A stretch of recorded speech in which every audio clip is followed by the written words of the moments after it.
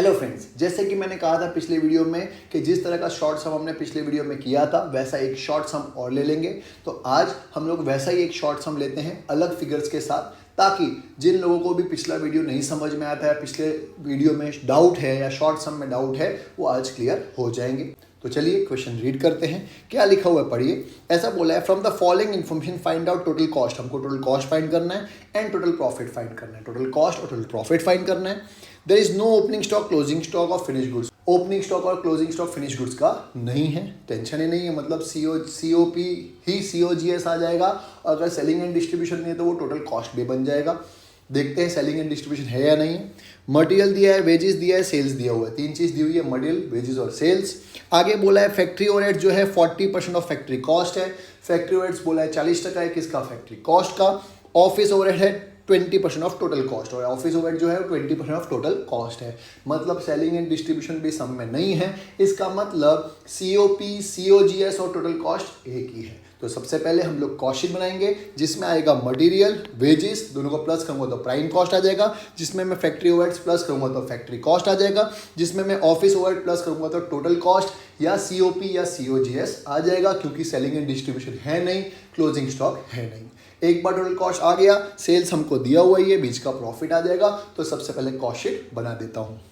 Cost sheet का format आपको पता ही है, पर्टिकुलर्स, रुपीस, ये फॉर्मेट तैयार। सबसे पहले direct material plus direct wages तो आएगा प्राइम कॉस्ट, प्लस करेंगे हम लोग फैक्ट्री ओवरहेड्स तो आएगा फैक्ट्री कॉस्ट, प्लस करेंगे ऑफिस या एडमिनिस्ट्रेटिव ओवरहेड्स तो आएगा टोटल कॉस्ट या COP या COGS, एक ही बात है। प्लस करेंगे हम लोग प्रॉफिट तो आएगा सेल्स। इजी, ये क्वेश्चन में दिया हुआ था। सबसे पहले जो इन्फॉर्मेशन दी हुई है वो भर देते हैं। डायरेक्ट मटेरियल दिया है कि नहीं दिया देखते हैं। डायरेक्ट मटेरियल दिया है 15,000, डायरेक्ट वेजेस दिया है 30,000। तो लिख दिया मैंने डायरेक्ट मटेरियल 15,000, डायरेक्ट वेजेस 30,000। हमारा प्राइम कॉस्ट आ गया 45,000। इजी। प्लस करेंगे हम लोग फैक्ट्री ओवरहेड्स, वो है नहीं। और क्या दिया हुआ है, और हमको सेल्स दिया हुआ है 1,08,000, वो भी लिख देता हूँ। तो सेल्स लिख दिया मैंने 1,08,000। सिंपल। आगे पढ़ेंगे तो क्या दिया हुआ है, पढ़ते हैं ध्यान से। ऐसा बोला है factory overheads is 40% of factory cost. Factory overhead जो है वो 40% है किसका, फैक्ट्री कॉस्ट का। अब मेरे पास फैक्ट्री कॉस्ट भी नहीं है, मेरे पास फैक्ट्री ओवरहेड्स भी नहीं है, तो मैं क्या करूँगा, फैक्ट्री कॉस्ट को अज्यूम कर लूँगा।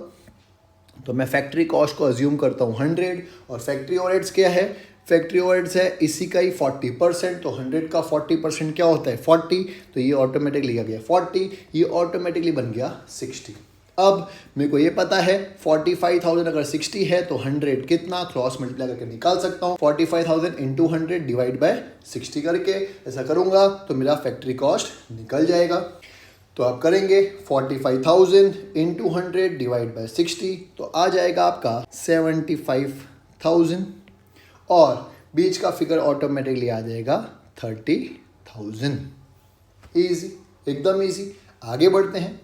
आगे क्वेश्चन पढ़ते हैं। तो ऐसा बोला है office overhead is 20% of total cost. Total cost का कितना परसेंट है, 20% है।